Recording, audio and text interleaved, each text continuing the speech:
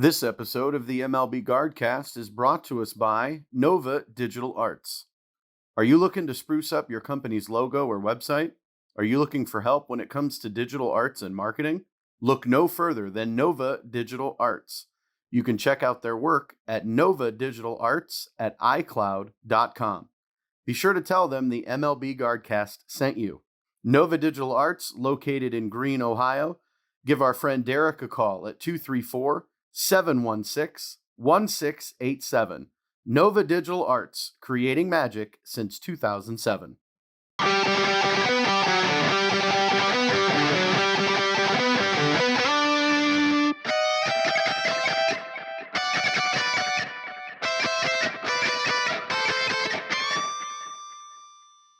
Ladies and gentlemen, welcome to the 21st episode of the MLB Guardcast. I am Mike Vorhies. With me, as always, the greatest co-host on earth, Bryan Shaw. Bryan, it's been a little bit. How are you, sir? It has been a little bit.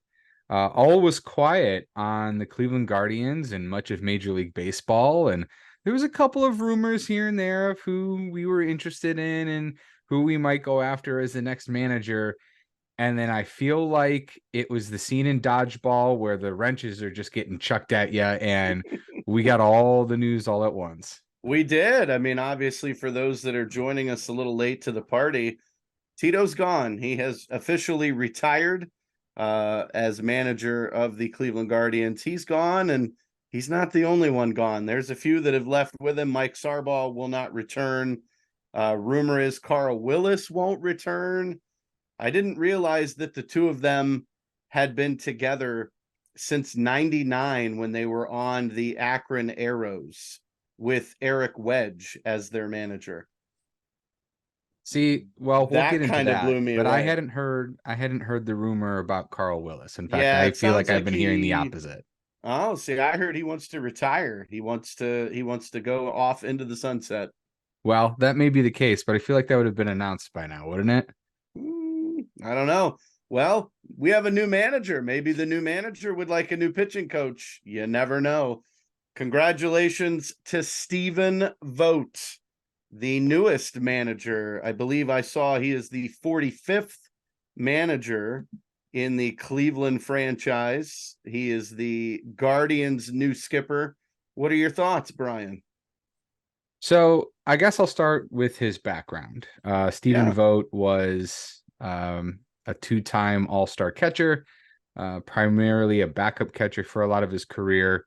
I believe was last with the Oakland A's and had just retired after the 2022 season, and then spent the 2023 season as, I believe, the Seattle Mariners bullpen coach. Is that correct? Yeah, quality something and quality control coach. Yeah, that was his official title, I guess. And now he is the manager of the Cleveland Guardians. Now, looking into this a little bit more, and reading some of the articles from some of the beat writers, Stephen Vogt has had aspirations of managing for a long time. So in injury seasons, he would work with guys to learn how to be a manager. In off seasons, I guess he was doing, some quote like internship type things. My initial reaction to this is I really would have liked Craig Counsell. He chose the big bucks, and a big surprise, and is going to Chicago of all places, which wasn't on the radar whatsoever. He didn't even choose the Mets. He didn't even interview Cleveland with the Cubs. And he didn't choose to go back to the Brewers. He out of complete left field goes to the Cubs. So can't blame Cleveland for that. That is what it is. And I guess that's partially like a family decision thing too for him. I feel as if Stephen Vogt was our third option. I think it was Counsell. I agree with you. Craig Counsell was my initial favorite. Once Aaron Boone and Kevin Cash were not walking through the door, I shifted gears and I was like, well, Counsell will be good. He knows how to manage a small market team. He was a really good player. Bring him into Cleveland. Let's see what he can do. And then, no, it wasn't him. And then I thought it might be Carlos Mendoza from the Yankees, their bench coach. Thought it might be him. I'm like, well, he's been on a coaching staff for a very long time. This may be the opportunity he was looking for. Nope, he goes to the Mets. And so we're like, okay, Counsell must be going back to the Brewers. No, Counsell shocks the world and goes to the Cubs, who had had to fire their manager after hearing that Counsell was the new manager. That is a pretty whole skeezy. fumble. That's a whole fumble thing. And now David Ross, who I have a ton of respect for as a coach, as a player, sounds like he's going to San Diego to be the Padres head coach manager, because their manager, Bob Melvin, is now in San Francisco. So you got to love the moving parts of all the of carousel. This. I thought Counsell, since he didn't come here, he'd go to New York and be with the Yankees or the Mets. That was my thought. But the Yankees are keeping Boone. They're not going to move from him for now, and I get that. So then I'm like, okay, he's going to the Mets. No. And Cohen's got the deep pockets. He gets a 5-year deal, Brian, for $40 million a year, or $40 million, $8 million a year. He is now the highest paid manager in all of baseball. But think about that and how underpaid managers are. I mean, players are consistently getting between 20 and 30 million per year. And it just shows you even that there's Tito not only got 5 million a year, and he was the highest paid manager. Durability is key. I mean, obviously the Guardian saw something in Vogt. I've heard that he handles himself very well, very professional. He's able to link up with players of all ages. He's able to connect with them and develop that bond, that friendship. So I guess we're going to wait and see. We haven't had this issue for a long time with the Guardians, or before that, the Indians. We've really been very lucky in regards to managers. No, they were the last one they had to actually legitimately hire was when they hired Manny Acta, because Tito came to them and said, I'm going to be your manager. Now, my initial thoughts of this was I think Vogt was number one. Well, not number one. I'm sure Counsell, they waited to announce Vogt for kind of waiting on Counsell. So that makes me think that he was the number one. But I do think Vogt was like 1A for them. He seemed to really blow them out of the water. My initial thoughts on this is I'm terrified by the lack of experience. I know, as I've read more, the things that he's done, the being able to relate to players, as you mentioned, and he has a very, very long list of people that said how great of a guy he was. Chris Rose is really excited about this deal, and former players are saying how excited they are. But the thing is that unless you keep Carl Willis, unless you get experienced guys around him, all those things are all fine and good, but you still got to be able to manage the team. You still got to be able to do that job properly or effectively. And I'm fine. I would have been fine with somebody that didn't have managerial experience, but we're just talking coaching experience, period. Like one year, he just retired. 1 year does not constitute enough experience, in my opinion, especially taking over a team that underperformed, underachieved, and now there's a ton of question marks as to what happens now. Who's he going to need? Who's he going to use to fill out the rest of his staff?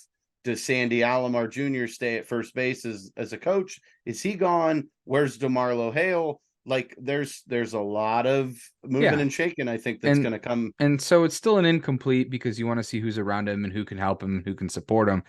And I did retweet an interview that he did with Chris Rose, where he does talk about those things where he would want smart people around him. So at least he acknowledges that, and he acknowledges that there would be growing pains and those kinds of things.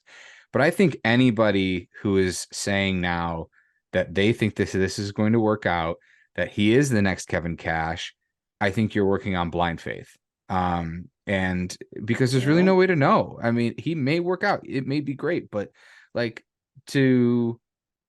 for those who maybe are a little more reserved or a little more skeptical of this move, I think rightfully so, because there's nothing really tangible for us as fans or for us as watchers of baseball to hold on to and say, I like what he's done in the past. Like, let's Right. take Stefanski, for example, with the Browns.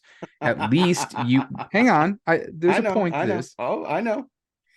At least he had run offenses before and Yeah. successful offenses before as an offensive coordinator. And then the next logical step would be head coach. So you could at least hold on to, well, when he was an offensive coordinator and he was calling plays, they had good offenses and, so on and so forth. And, there's the other argument of like, okay, well, it depends on who his QB is and the other players around him and all that sorts of things. And there's a lot of nuance there.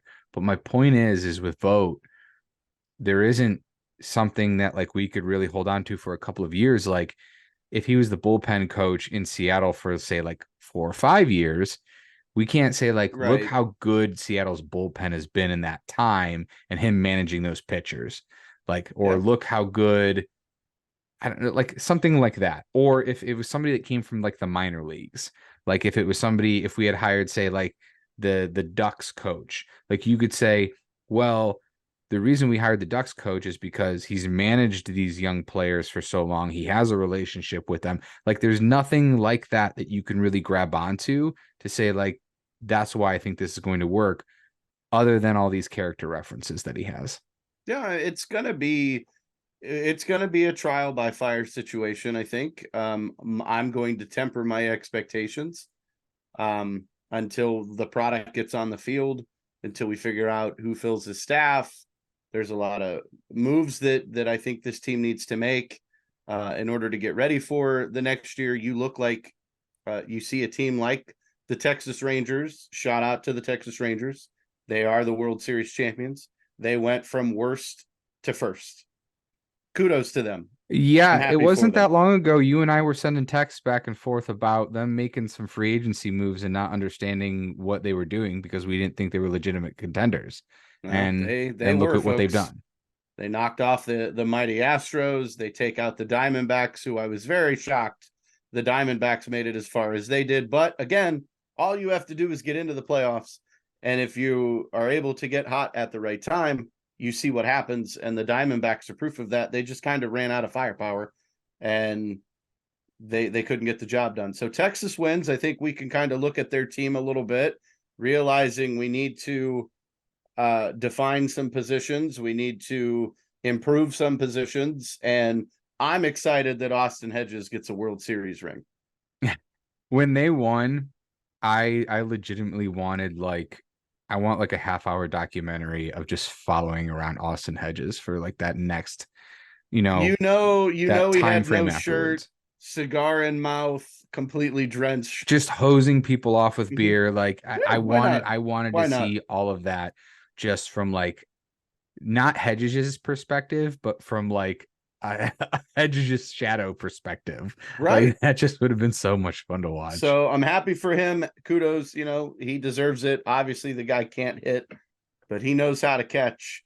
He knows how to work with a staff, and he proved it in Texas when they traded for him. And now he's a World Series champ, which is something we are not. So now what, Brian? Now we just go out and get Shohei Ohtani, right? And then we'll be fine, right? We could put all our eggs in one basket, and Shohei comes to town, and we're all good, right? I mean, that'd be great. I mean, if you can get him to, if he heals up as a pitcher and can be, the MVP bat and you can get him for 50 million a year, that's like getting an all-star pitcher for 25 and an MVP bat for 25 million a year. Unfortunately, the Guardians are not going to get Shohei Ohtani. I'm going to temper my expectations there. I love now it is the off season. The winter meetings are going to start up. They may have already. The Lots GM of meetings yeah. are going on right now. Yeah. And So Scott yeah, Boras just held a press conference and that was yay! interesting. So excited to hear what he has to say. I know he said something about moving the World Series to a neutral site, and then Yeah. Cancel something him now. about take the draft and get it away from All-Star Weekend or so. I tuned him out. It is what it is, unfortunately. But Brian, again, this team has a lot of question marks. Who's on first? We know Bo Naylor's our catcher. We know Josh Naylor will be healthy. Where does he play? Is he our DH? Is he our first baseman? We know Both. Jose Ramirez is entrenched at third. He's not going anywhere. Who's in center? Who's in Golden Glove winner is in left, and that is Stephen Kwan. So kudos to Stephen Kwan. But will he move to center? Exactly. Could he move to center? You have Andres Jimenez, another Gold Glove winner. Congratulations. At second base, does he Could he move to shortstop? It is the it seems like we're rehashing the last few episodes that we've talked about. Well, This team they has did a lot they of did decisions make to make. one solidifying move. Oh, okay. I missed this. Okay. And I'm ready. I'm on the edge of my seat. We have our backup catcher. Cam Gallagher, right? No, they've moved on from Cam Gallagher. Finally, we move on from Cam Gallagher. Wow. Are you serious? It's only how many months too late? They have claimed Christian Betancourt off from the Rays. Okay, well, we took a former Rays catcher last year, and that didn't work out in Mike Zunino. But maybe is it Bethancourt? Is it Bentoncourt? Is it? I know he can play all over the field. I know he's like a super utility guy, or at least he was, and so is David Fry. So, and I love David Fry. I would love for him to be our utility guy this year, and I'm hoping he gets that chance as a third catcher as well, in case you need one for pinch hitting situations. Let's look at Christian just from a hitting perspective, and he's got to hit better than Hedges and Gallagher, right? Well, you're right where I'm going. Mr. Cam Gallagher had a weighted on base average of 145. He had a WRC plus, and I didn't know this was possible. He had a WRC plus of -17. Given that good. WRC plus is a percentage over average, given that 100 is average. So if you're, say, if you're 120, that means you're 20% over average. Right. How you can have a negative WRC plus is pretty wild, like in terms of like thinking about the statistic. You watched him play, right? Yes. I can see how he got a negative because he never put the ball in play. He either struck out or it was a weak ground out, and that's that. But either way, then 0 should be the bottom, because that means you're 100% below the average. Yeah, he was definitely below the average, that's for sure. Okay, unfortunately. But an easy comparison is, while Cam Gallagher had a negative WRC plus, yep. Christian last year had a 74, meaning he was 25% below league average. So you are significantly better in terms compared of backup to Cam catcher Gallagher, yes. And if he can play other positions too, that might be a reason why they're taking a flyer on him. And we understand it's November 8th. I get it, folks. Election day was yesterday. College football's in full swing. The NFL's in full swing. Now is the time where Major League Baseball kind of takes a backseat to everything, and teams are going to begin to fill their rosters out. Invitations to spring training, free agent deals are going to happen. Trades are going to be made. And I think the Guardians are one of those teams where trades are going to happen because our 40-man now is completely full again. Yes, because they did make one other move. What was the other move? We picked up Alfonso Rivas. Rivas. Mr. Rivas from formerly of the Pirates. Formerly of the Pirates. Formerly of the Cubs. Formerly of the Padres. I believe he's played for a couple of different teams. He is a lefty swinging first baseman. So a little bit of a depth piece, I think. I don't know what we're thinking here, but so knowing, studying kind of how these guys, their hitting profiles that they like. I don't particularly understand this one. I think it's a depth piece. Yeah, but I don't understand it from a needing to have him on the 40-man. Because you do. Did they really think he was going to get snatched up and they couldn't have just invited him to spring training on a minor league invite? He's 27 years old. His career batting average is 243. He's hit 7 home runs. I can tell you that. Yeah, he plays primarily against right-handed hitters, and he does have a Right. 726 OPS against righties. So, that's good there. But like, there's a couple other things. His strikeout percentage is kind of high for like their liking. He's a below average exit velocity. Like, he doesn't hit it all that hard. I don't think his defense is particularly good. It just seems like I don't know. Like, Yeah, are he's you? I'm not liking this pickup. He's had 400 at bats, 98 hits, 43 RBIs. I mean, his best season hitting was a 318 average, and that was a 2021 with the Cubs. I mean, it could be inconsequential. Like, he may not ever see the field. He may get cut in the spring anyway. But like, Yeah. I don't know. To take From up a from a 40-man spot, I don't understand. yeah, that Why? that's kind of my point, because we still have some guys that we need to protect before the Rule 5. Yeah, they added. Specifically, the biggest one being Daniel Espino. Yeah, we have not added him. We did add Jonathan Rodriguez, the young outfielder, was added to the 40-man. He has been tearing it up in the winter ball league. So very excited to have him protected. Do we protect Espino? Mr. Injury prone. I'm kind of torn on this. I If think you don't he protect needs to. Espino, you got to trade him. Right. And I think that may be what they're going to do. The rumor is That's the fair. Guardians are one of the landing spots for disgruntled outfielder from the San Diego Padres, Mr. Juan Soto. I'd be okay with him in right field. So the only reason I wouldn't want to do that, well, it depends. There'd have to be an extension. Yeah, I would Because agree. I don't think you go for Soto. Like, what's the point of going for Soto unless you're going for it?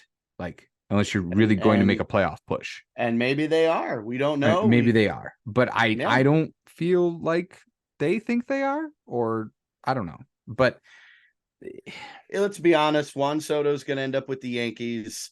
Shohei Ohtani ends up with the Yankees. That's kind of how I see things going. The Yankees haven't gotten Yankees. anybody big in a long time. You No, and always then say everybody's going to end up with the Yankees. It's mostly been the Mets and the Dodgers, and used to be the Yeah. Padres, until the Padres are apparently now like bankrupt because of the Bally Sports thing. Yeah, they're in some trouble. They have to get loans for their contracts. Yeah, that's It's not. like it's like back in the days with the Browns and what was that, Andre Rison or Andre Reed? Andre Andre Rison. Rison. Yeah, we had to take out a loan to sign him. I remember that.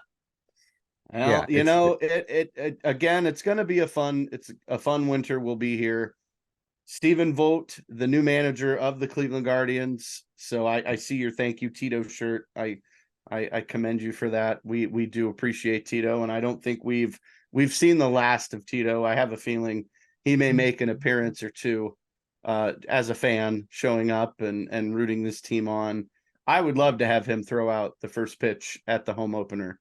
I think that would really get the fans excited. Yeah, especially as he gets healthy and things get cleaned up for him.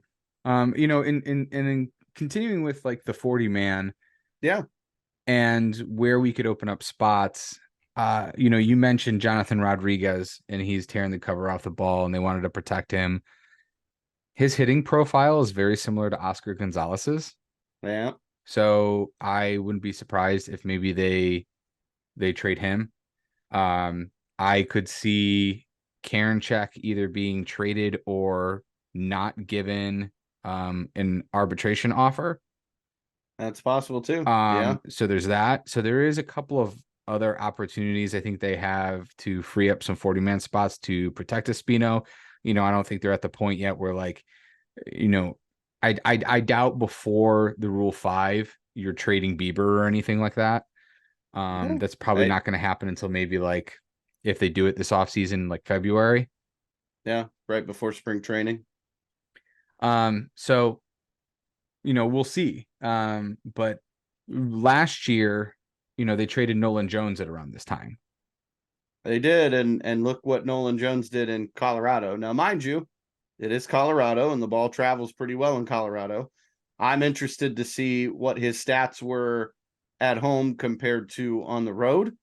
And if he can maintain that. But yeah, I mean, what are the Guardians to do? Lots of holes, lots of question marks, lots of what now, who's next, who's coming up the pipeline, what do we do with Brian Rocchio, Juan Brito, who's playing short? Is it going to be Gabriel Arias? Is it going to be Tyler Freeman? It's the same questions that we asked when they traded Ahmed Rosario to the Dodgers. I mean, we're still looking for answers. Yeah. Well, and Rosario, like a bunch of the guys we traded had very little impact in Except the Josh postseason. Bell. He did have a little bit of an impact, but they were still bounced. Mm-hmm. And I think the Josh Bell thing was more about next year and the money, especially getting Kyle Manzardo. I was going to say, we've got Manzardo, who apparently all he does is hit bombs, according to Twitter. That's all they he's show. Crushing it in the Winter League fall, as well. Yeah, the fall league out in Arizona. So, I mean, I hope that does translate. But I do think, given the trend, he'll probably not start with the big league club. And that's probably also why you have Rivas. Is that unless he tears it up in spring training? Yeah, but then you just cut him. Then you send Manzardo. You put Manzardo on the field, and then Rivas is escorted out stage left. Right, and then you also have David Fry, who can play first base and be that stopgap. And I'm not saying that they then move on from David Fry. I'm just saying that it seems like they are kind of setting themselves up to where we probably don't see Manzardo until May. And they did that with Gabriel Arias. They've done that with Bo Naylor. Right. We know that this team knows what they're doing. I mean, obviously we have a phenomenal front office, and I'm giving them the keys to show me we can have a competitive team that will win come September and October when it matters most. I want to see the Guardians back in the playoffs. I want to see us take the Central like we know how to do and then get into the playoffs. And I really missed us not being in the playoffs. That was very odd for me this year, not being able to turn on a postseason game and go, oh, the Guardians aren't playing. Well, all right, well, I'll watch it for a little bit. And then I eventually got bored and turned it to something else. Yeah, I did watch most of the games, unless, like, say the Cavs were on or there was like Thursday night football or something like that. But I did watch a lot of the games, and the postseason was really entertaining. You mentioned Nolan Jones. I do have his home versus away. Is it going to make me happy, or is it going to make me mad? What do you want? Like WRC plus? Sure. He's got a 148 WRC plus away and a 121 at home. So he's actually better away. Not good. We should not have. I don't think we should have gotten rid of Nolan Jones unless Juan Brito is a mixture of Roberto Alomar, Omar Vizquel, and Kenny Lofton all into one player. Juan Brito, I wouldn't be surprised if, when all is said and done, it's Jimenez at short and Juan Brito at second. It would not surprise me either. And I think you're going to not see Gabriel Arias or Tyler Freeman unless they really show that they belong here. Freeman did okay. Arias did not. But Freeman needs power. He doesn't have a lot of power. Yeah. Arias struggled against lefties. Now he is an incredible fielder, and he did come on at times. Like Arias did have a pretty strong end of the season there when he finally did get consistent playing time. So the unfortunate part is I don't feel like you really answered anything. What you may have done is I do think Arias has earned himself the first kind of go at it. But like you didn't see a lot out of Brian Rocchio. You didn't see a lot out of Tyler Freeman. He did have a good on base average, but like, Hmm. but he was hitting singles and doubles, and that was it.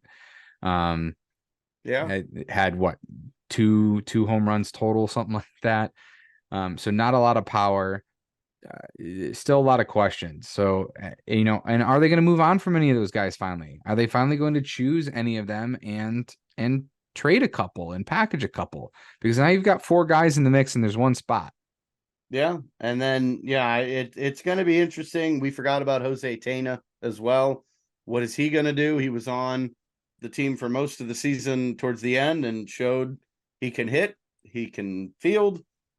I mean, our outfield, are they bringing back Ramon Laureano?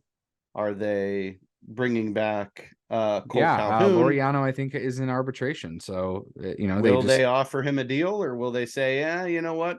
Nah, we're okay. I mean, lots of questions. It's going to be fun, and Brian and I are here to bring all of that information to you. They also have Angel Martinez on the 40 yep. man. It's going to be. There's a lot that's going to happen. I mean, what happens, we don't know, but again, we'll be the ones to kind of tell you what we think, and we'll share the information as it becomes available to us.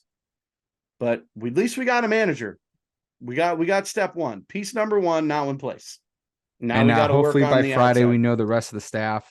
I really do hope Carl Willis is part of that. If he decides to retire, so be it. I feel like I heard Sarbaugh was going to retire. Yes, That Sarbaugh. he didn't Done. just like quit, or we didn't fire him. He said, Yeah, I'm going to retire too.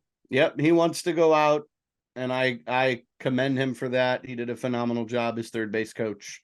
Again, I didn't realize he had been with the organization since '99 with the Arrows. That was kind of really cool to see him and Carl Willis together. So, will Carl stay? Will he go? We don't know. What does coach, manager, Vogt want to do with the rest of his staff?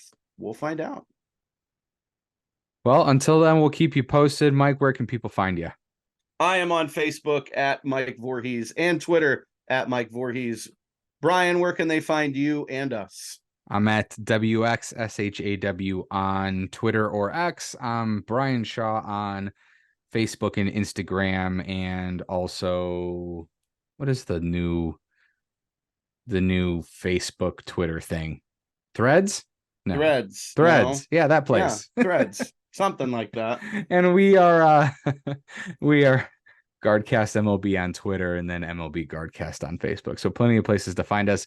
If you're watching us on YouTube, you can find us on Spotify and Apple iTunes or Apple Podcasts. Or if you're listening to us on Apple or Spotify, you can watch us on YouTube as well. Until we meet again, folks, happy Thanksgiving to you, Brian. If we meet before then, I'll just wish that again. And we'll pop in sporadically through the off season and fill you guys in with some updates, and go Guards. I want that big trade news. That's when we're going to be back. I want to say, come on here and say, this is the big move we've been talking about for 3 years. I want to come on, and that's what I want to talk about the next time we come on. I'm going to make it happen. There Manifest it. Brian is going to wish it into existence. That's what we want. But until then, be safe, be good to each other. We'll see you next time. Welcome, Stephen Vogt. Go Guards. Go Guards.